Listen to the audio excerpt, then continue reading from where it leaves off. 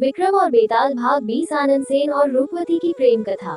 बेताल विक्रम को फिर से एक नई कहानी सुनता है ताकि वो अपनी शर्त के मुताबिक उसे बोलने पर मजबूर कर सके। इस बार बेताल विक्रम को चंद्रपुर के युवराज आनंद सेन की कहानी सुनाता है। आनंद सेन को शिकार करने का शौक था। एक दिन वो अपने सैनिकों के साथ शिकार करने जाता है तो तूफान की चपेट में आने से वो भटक जाता है और पत्थर से सर टकराने की वजह से बेहोश हो जाता है।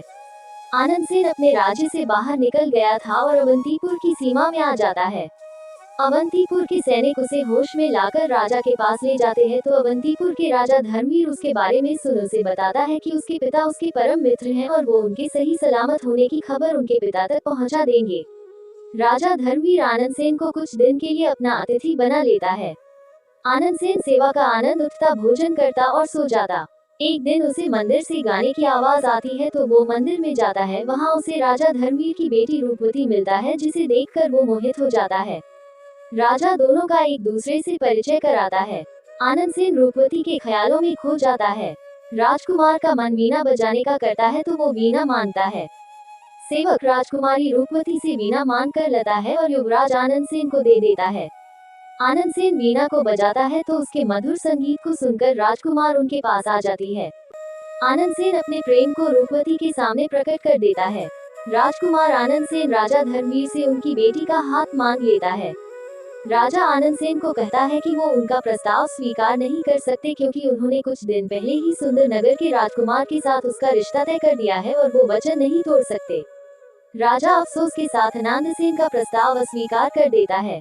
राजकुमार आनंद सेन राजकुमारी रूपवती को सब बताता है तो राजकुमार और वो एक दूसरे से दूर नहीं होना चाहते थे। आनंद सेन राजकुमारी को अपने साथ भगा ले जाने की बात करता है तो रूपवती उसकी बात मान लेती है। राजकुमार उसे वहां से भागने का समय और जगह बता देता है और उसे घोड़े के व्यापारी हरि बाबा का पता लेकर घोड़ा खरीदने जाता है। घोड़े का व्यापारी हरि बाबा आनंद सेन को दो घोड़े दिखता है, एक बूढ़ा था और एक जवान।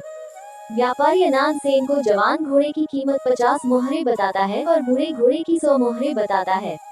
राजकुमार इसका कारण पूछता है तो व्यापारी बताता है कि बूढ़ा घोड़ा एक बार दौड़ेगा तो अपने स्थान पर जाकर ही रुकेगा और ये जवान घोड़ा जहाँ भी पानी दिखेगा वही रुक जाएगा क्योंकि ये पानी से डरता है। आनंद सेन उसके पानी से डरने का कारण पूछता है तो हरि बाबा बताते हैं कि एक बार इस घोड़े की परनानी पानी से डर गई और यही गुण उसकी नानी में भी आ गया और यह पानी का डर इसकी माँ में भी आ गया था और अब ये भी पानी से डरने लगा है। आनंद सेन वहीं खड़ा होकर कुछ सोचता है और हरि बाबा को 100 मोहरे देकर बूढ़ा घोड़ा खरीद लेता है। आनंद सेन घोड़े पर बैठकर बिना राजकुमारी रूपवती को ये सीधे अपने राज्य में चला जाता है और रूपवती वहीं इंतजार करती हुई रह जाती है। अब बेताल विक्रम से पूछता है कि राजा ये बता कि आनंद सेन रूपवती को क्यों साथ नहीं ले गया।